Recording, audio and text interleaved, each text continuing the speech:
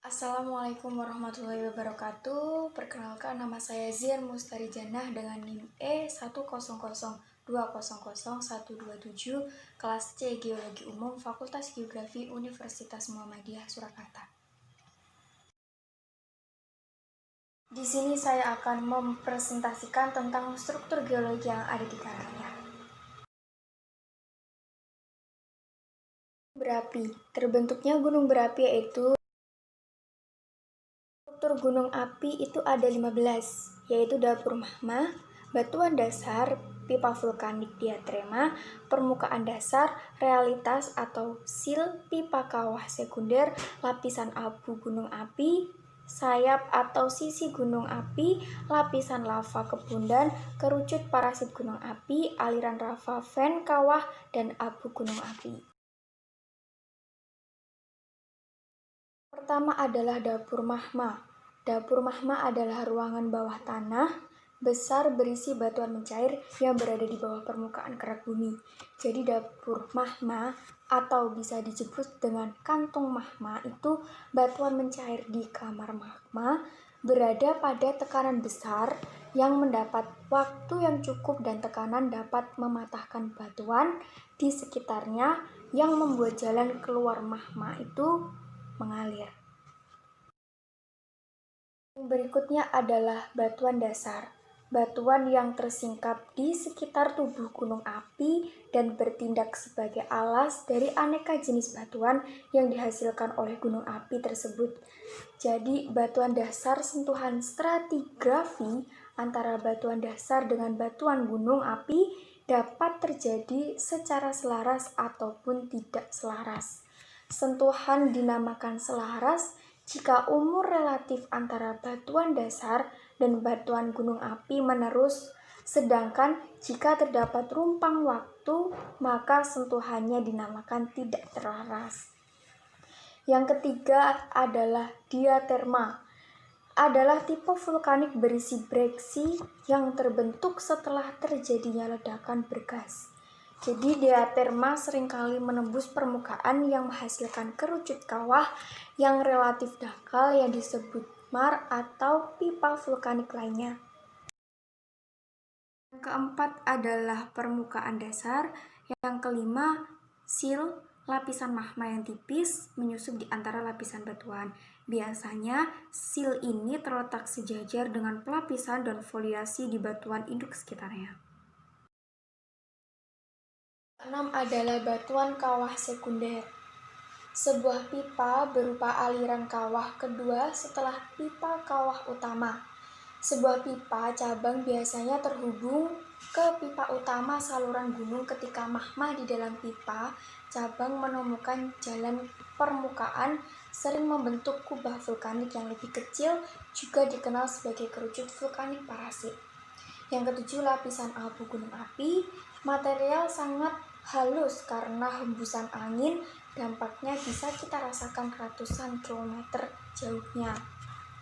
8 adalah sayap atau sisi gunung api. Sisi-sisinya seperti dua bidang konkav atau cekung yang menghadap ke atas. Banyak stratovolcano yang melampaui ketinggian 2.500 meter, sehingga tercipta oleh subduksi lempeng tektonik. Yang kesembilan adalah lapisan lava berupa lapisan cairan larutan magma pijar yang mengalir keluar dari dalam bumi. Bila cairan tersebut, ia akan meleleh jauh dari sumbernya membentuk aliran seperti sungai, melalui lembah, dan membeku menjadi batuan seperti lava ropi atau lava blok. Kepundan, depresi melingkar di permukaan tanah yang disebabkan oleh aktivitas vulkanis. Ini biasanya berbentuk cekungan lingkaran yang merupakan ujung dari lubang angin di mana magma keluar dalam bentuk gas lava atau ejekta. 11. Kerucut parasit. Kerucut yang terbentuk dari akumulasi material hasil erupsi di luar kawah utama yang terletak di bagian tubuh gunung api dengan ukuran lebih kecil dari kerucut gunung api utamanya. 12 adalah aliran lava, tempat saluran di mana cairan larutan magma itu berada. Yang ke-13, kawah, lubang besar yang berbentuk cekungan pada gunung berapi yang terjadi karena adanya letusan gunung bibir kawah. Jadi sekitar 12% dari 700-an gunung api itu yang ada di bumi kawahnya tertutupi oleh massa air. Selanjutnya adalah proses pembentukan. Yang pertama, batas divergen antar lempeng. Apabila kedua lempeng tektonik bergerak saling menjauh satu sama lain, maka kerak samudra yang baru akan terbentuk dari keluarnya magma ke permukaan dasar laut.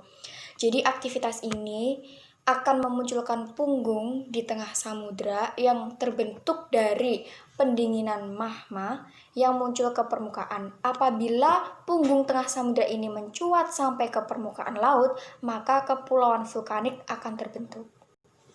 Kemudian batas konvergen antar lempeng. Berbeda dengan batas divergen yang tercipta dari pergerakan kedua lempeng tektonik yang saling menjauh, batas konvergen antar lempeng merupakan wilayah di mana dua lempeng atau lebih bertemu lalu saling menekan dan mengalami subduksi sehingga tepian di satu lempeng menindih di tepian yang lain.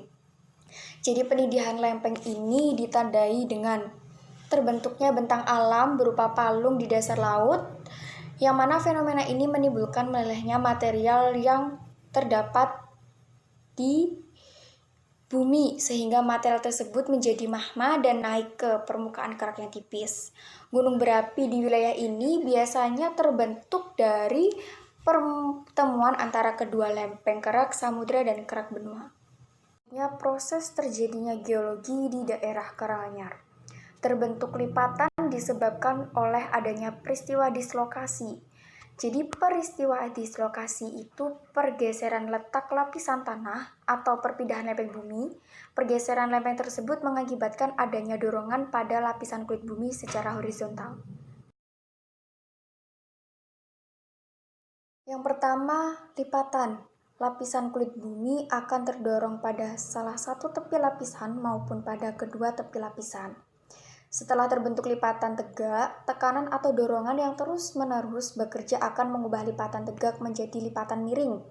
Sebaliknya, jika tekanan tersebut kembali mendesak terus-menerus, maka akan mengakibatkan terbentuknya lipatan lain yang sumbu batangnya semakin datar.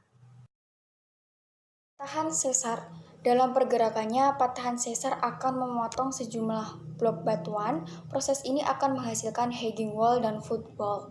Jadi hanging wall atau atap sesar adalah langkah sesar yang terdapat di bagian atas bidang sesar. Sementara footwall atau alas sesar adalah bongkah sesar yang berada di bagian bawah bidang sesar. Bidang sesar terbentuk akibat adanya retakan yang mengalami pergeseran. Yang terakhir adalah material penyusun. Yang pertama, batuan beku andesit. Batuan beku yang mendingin dan mengeras di bawah permukaan atau di dalam kerak bumi dikelilingi oleh batuan asal. Jadi magma mendingin secara perlahan sehingga batuan ini memiliki butir yang kasar. Struktur batuan beku intrusi yang khas adalah batolit, lakolit, stok, steel, dan dike. Nama batuan yang memiliki tekstur kasar adalah granit, grabo, dan diorit. Yang kedua adalah batu gamping terumbu dan kalkarenit. Batu pasir dengan butiran gamping atau kalsit, yang mana pada sedimentasi organik dikenal batu gamping terumbu, di mana bahan penyusunnya yang terdiri dari koral, foraminifera, dan ganggang yang saling mengikat satu sama lainnya.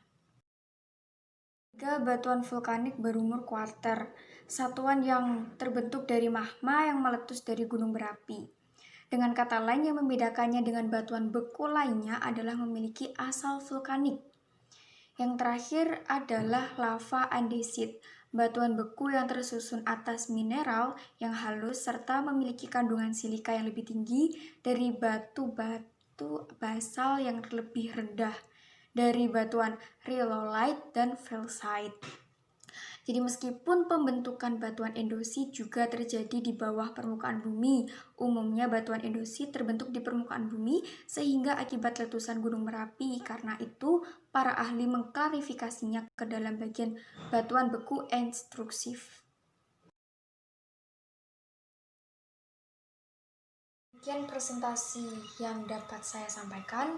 Jika banyak kekurangan kata atau salah kata, Saya mohon maaf yang sebesar-besarnya. Cukup sekian. Wassalamualaikum warahmatullahi wabarakatuh.